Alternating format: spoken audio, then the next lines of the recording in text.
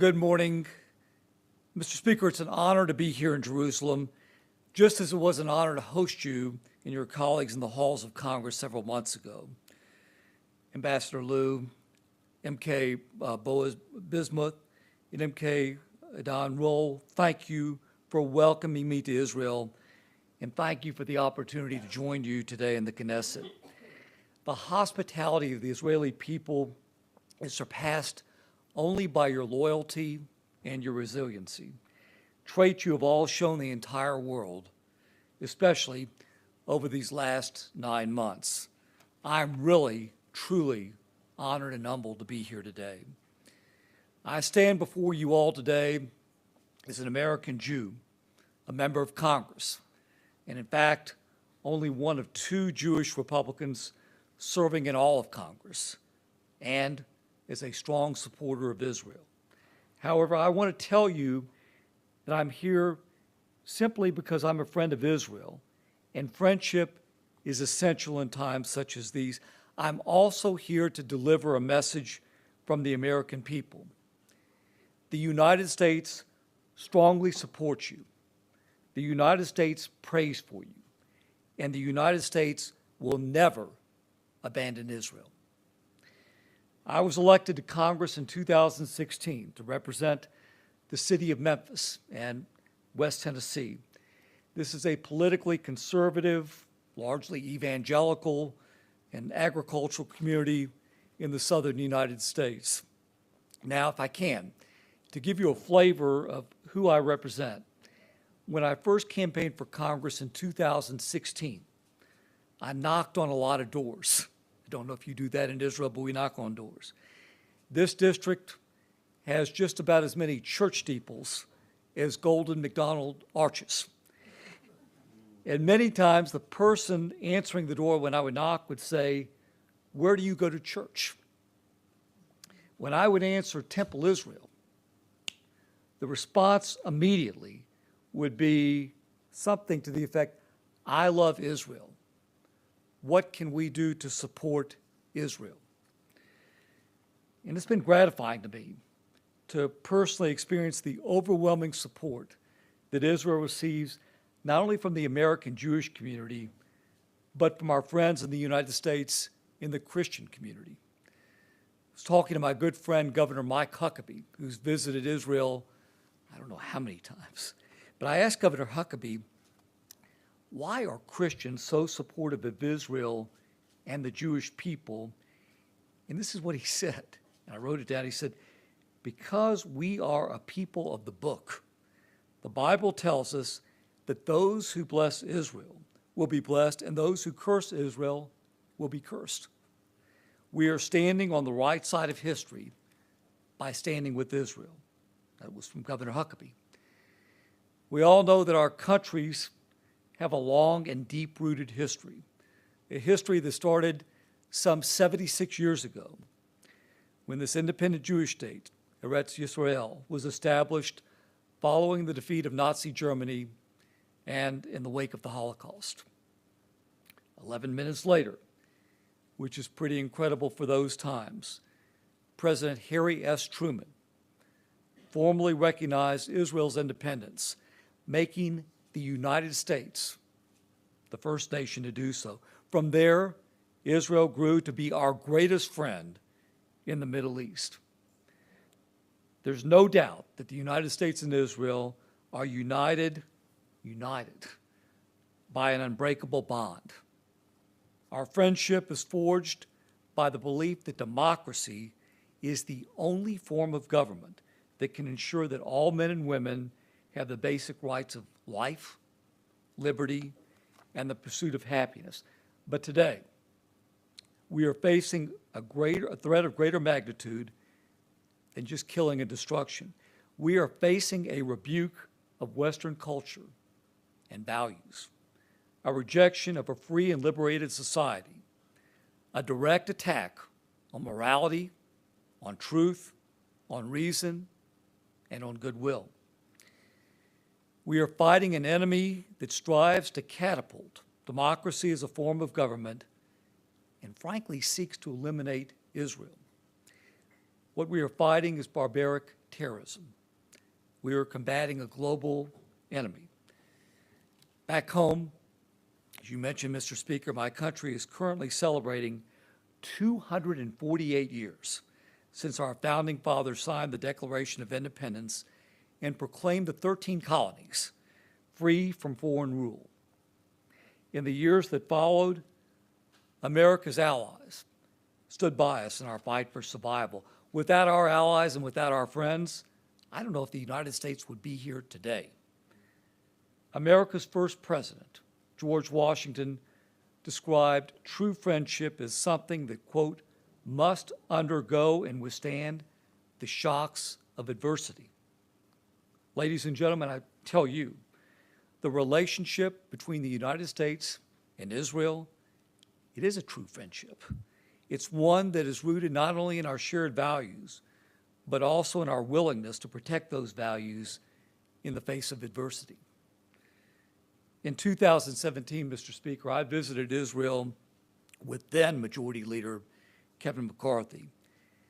The unique friendship shared by our two nations, it was immediately clear to me. And as one of only two Jewish Republicans in Congress, it was also deeply moving.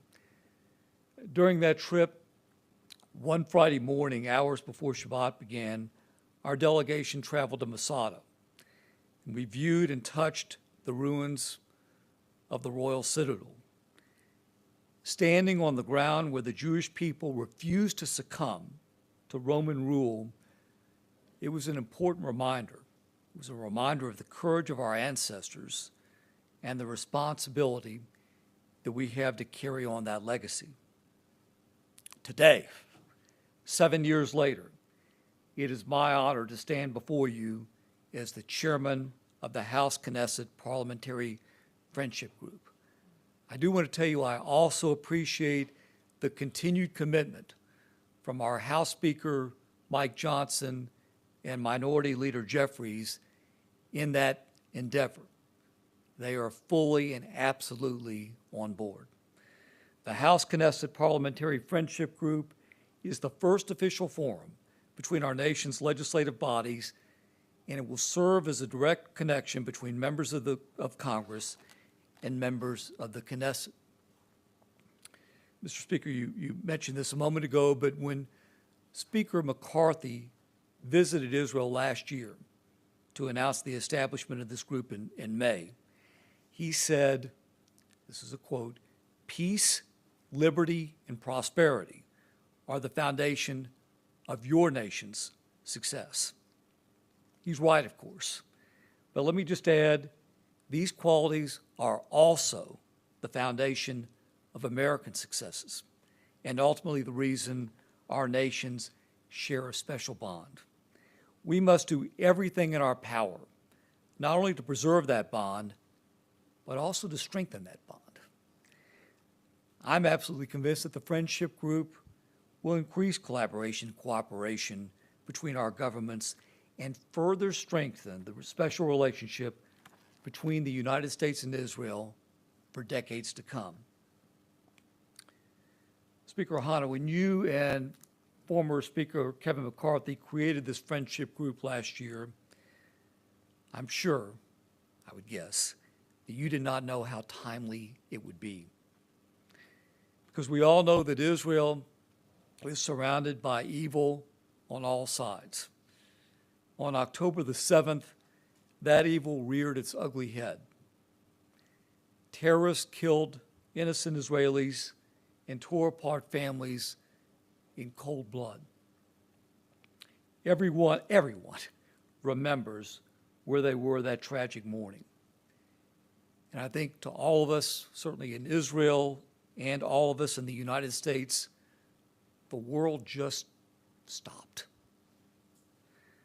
I will tell you that for many American Jews, they may have gone to bed on October the 6th as progressives, and they woke up the next morning as conservatives. My message today is this: the United States stands with Israel and the Jewish people. In the darkest days, our friends matter the most. Sadly, Some of my colleagues have forgotten that. Like you, I was extremely disappointed to see the highest-ranking Jewish official in the history of the Congress stand up on the floor of the United States Senate and call for a new election for one of our allies. We don't do that in the United States. Let me assure you that this does not reflect the will of most Americans or most members of Congress. The world should know that our nation's friendship is stronger today than ever before. Yesterday, Speaker Ohana, M.K. Bismuth, M.K. Roll, we traveled to Kfar Aza and the Nova Festival site. Now, I've got to tell you, it's one thing to be briefed in Washington, D.C. about the horrors of October the 7th. However, I wanted to come to Israel to bear witness to the atrocities of that day. I got to see with my own eyes, and I got to hear real-life stories, not only from those who survived, but also about those being held captive and those who were brutally murdered. In your fight to eradicate Hamas and any other genocidal extremist group that threatens your way of life, America is with you all the way. We will not negotiate with radical terrorists. We will not surrender to killers, and we will not allow evil to prosper.